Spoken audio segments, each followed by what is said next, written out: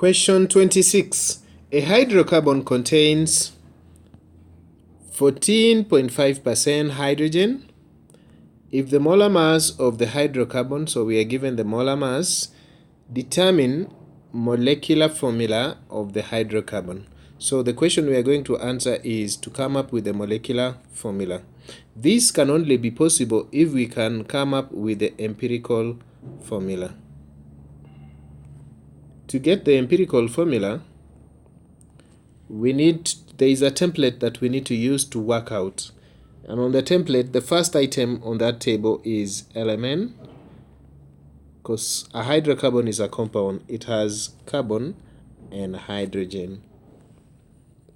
Next is we need their masses, the masses of carbon and hydrogen in the compound. But here we are given percentage composition. So we can say percentage composition by mass in the compound. We are given hydrogen is 14.5. And since the total percentage in this compound is 100, when you subtract 14.5 from 100, you get 85.5. So the percentage composition of carbon is 85.5, while that of hydrogen is 14.5. The next is what are their molar masses? What are their molar masses? I'm going to put it down. Molar mass. Molar mass you get from the relative atomic mass. If you take the relative atomic mass, you attach gram so that you have 12 grams. This 1 gram, it will be equivalent to 1 mole. So the mass of 1 mole of hydrogen is 1 gram, and the mass of 1 mole of carbon is 12 grams. So here we have 12, 1. Number 2, number of moles.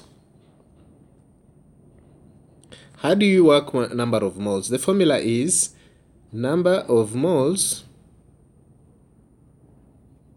is given by mass in grams all over molar mass. So here it will be the percentage composition of mass, which is 85.5 all over 12, and this is 14.5 all over 1. This works out, pressing from my calculator, it gives me 7.12, and this gives me 14.5. So the next is divide by the smallest number. The smallest number in this particular case is 7.12. So 7.12 divided by 7.12. 14.5 divided by 7.12. This gives me 1, and this gives me 2.03. So the next step is rounding off. Rounding off gives you 1:2, and hence empirical formula is C1H2. To get molecular formula, the formula is empirical formula mass, that is to say C1H2 times N is equals to 56, because we are given in the stem of the question 56. So this is 14, N is equals to 56, which implies that N is 4.